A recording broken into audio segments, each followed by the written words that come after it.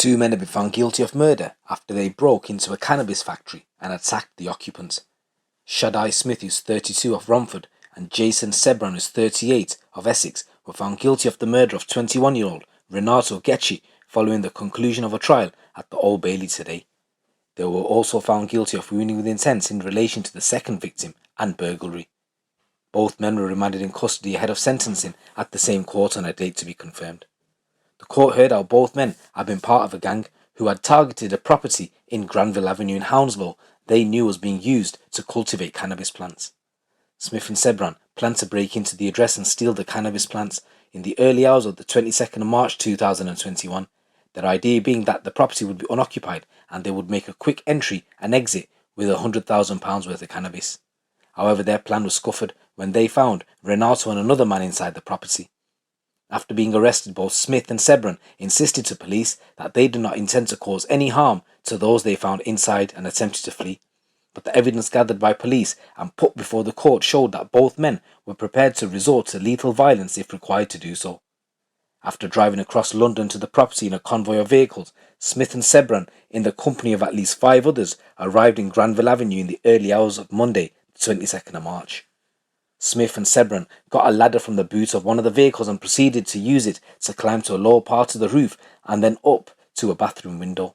Sebran, who was in possession of a screwdriver, opened part of the window and the pair climbed in.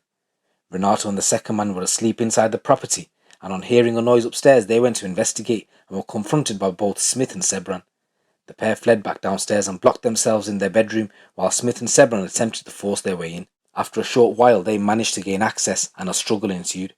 During the melee, Renato was stabbed in the chest, a wound that would prove to be fatal. Both Smith and Sebran fled the house via a front window and made off in the waiting cars. A neighbour who had heard the commotion and witnessed the cars leaving on the scene called police. On arrival, officers found Renato unconscious in the kitchen of the house. They performed CPR until paramedics arrived, but despite all of their efforts, Renato died.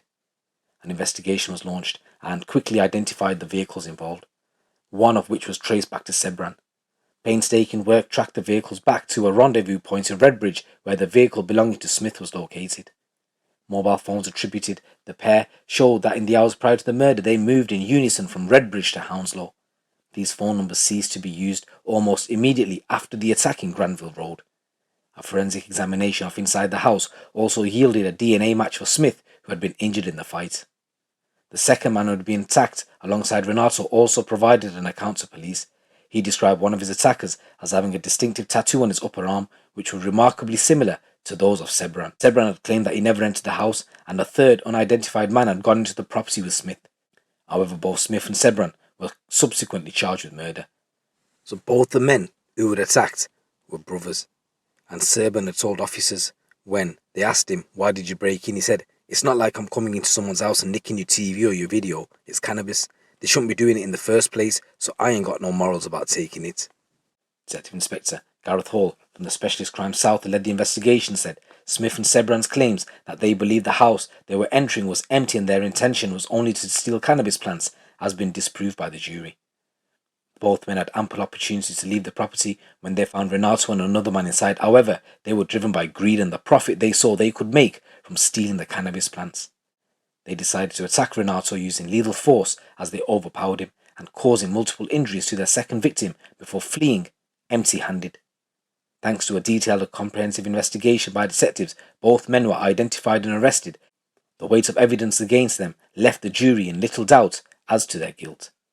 So guys, this is a new story coming from London where I just want to say rest in peace to the victim and my condolences go out to your family. It's your boy GT. Keep it locked, keep it real.